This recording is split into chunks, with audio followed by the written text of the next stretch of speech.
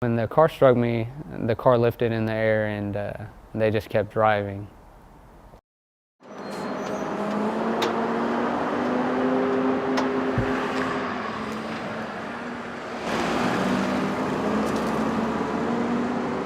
My grandfather has worked here for a very long time. He actually retired right before I got hired.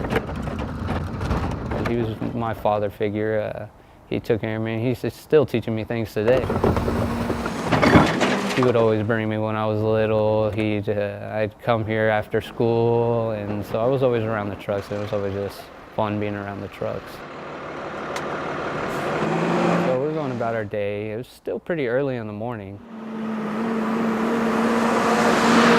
I realized there was a car stuck behind me. They could not go around at the time because there's cars parked on each side. I kept trying to scoot over as much as possible without getting too close to the parked cars on the side. There still wasn't enough space for the car to get around. I went right next to me to my left, grabbed a cart, and I'm walking along the side of the work truck.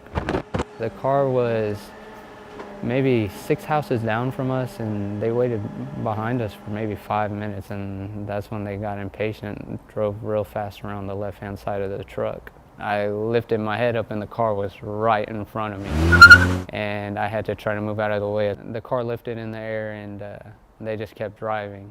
I saw brake lights for a quick second. They did not stop, they just kept driving. I was in so much shock, I couldn't move. My MCL was actually torn in my leg. So at that point, I was in so much shock, I didn't feel no pain. I kind of pulled myself towards the front of the truck, climbed in and got on the radio and called my boss. Okay. The doctor immediately saw my leg and told me, yeah, your MCL is tore.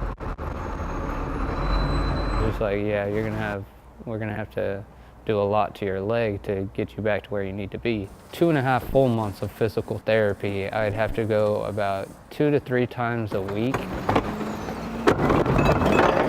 There's a lot of things that have changed. It's hard for me not to just have flashbacks about what happened. So I kind of just pin myself up against the side of the truck. We're just trying to do our job, and it's scary. We're asking drivers to yield when approaching recycling and waste collection vehicles, to be alert to potential collection employees working on the streets, and to drive slowly when going around the vehicle. Remember to slow down to get around.